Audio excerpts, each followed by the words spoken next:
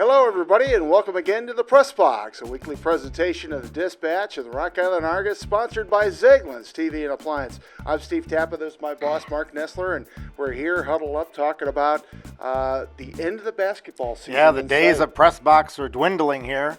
We got 2 weeks left in the regular season, but we still have races. We still have a big race in the Western Big Six Boys Basketball Conference. Yeah, absolutely. Big game this weekend.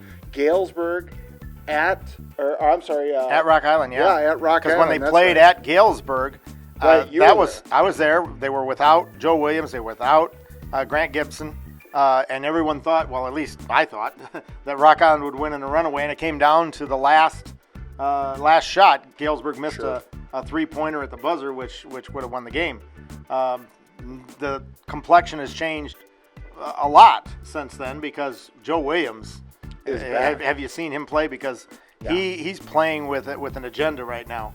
I think he wants to prove that the 10 games he was away, that he's making up for that lost time. And Galesburg has played really, really well with him in the lineup. Sure. Gibson's still out, season-ending injury. One of the top scorers ever, the Big Six.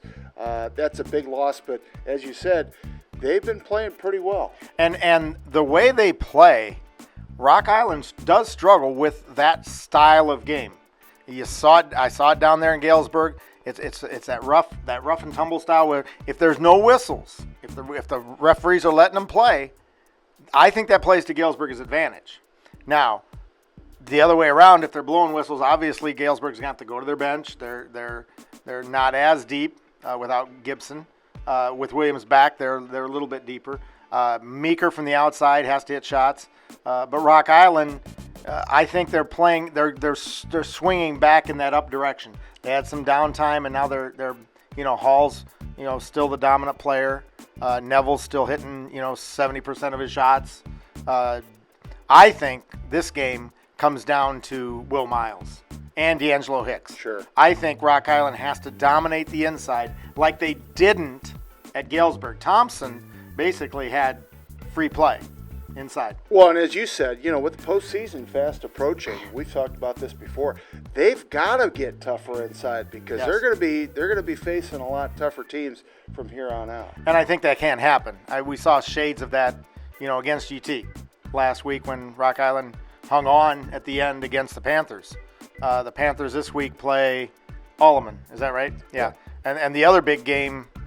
Not so much big as, well, it could be big. Could be big. We talked about Quincy still being in the race. Moline at Quincy, and Quincy won that first time around. Moline did not play real well that weekend of the MLK. And then they turned it on the rest of the weekend, but that first game without a couple key pieces, they didn't fare real well against Quincy, and now they got to play Quincy at Quincy. And Moline's really been a roller coaster season. Sure. Ups, down, up, down, up, down. And I don't know week to week whether they're on an up or down, but I do know that Quincy, if they win, even though they're 6-3 in the conference, still have an outside shot because let's say Galesburg beats Rock Island. Now both of those two have 2 losses.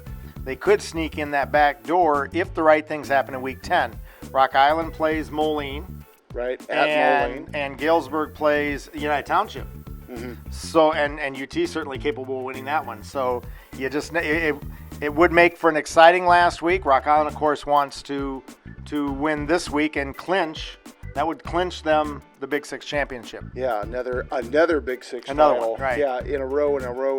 And, I think the race obviously is on teams' minds at this point.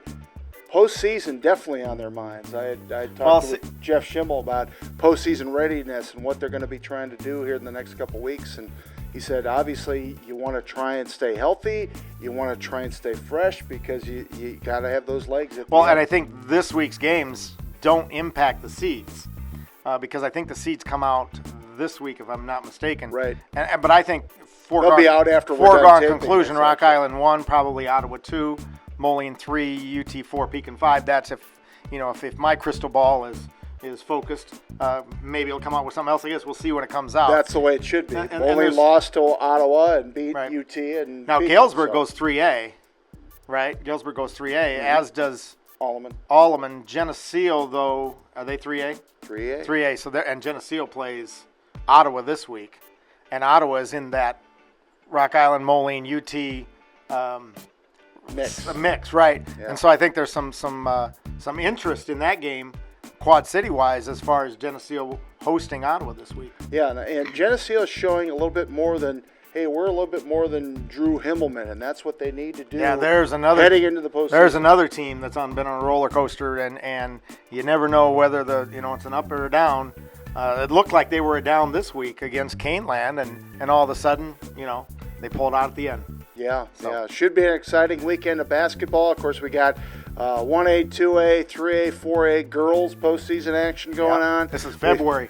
We've got the shortest month and the longest month for us. The final week of 1A, 2A boys, and boy, it's coming to a wrap up here real fast. Should be fun. Hopefully, we see you at a ball game, and if we don't, we'll see you back here next week on the Press Box.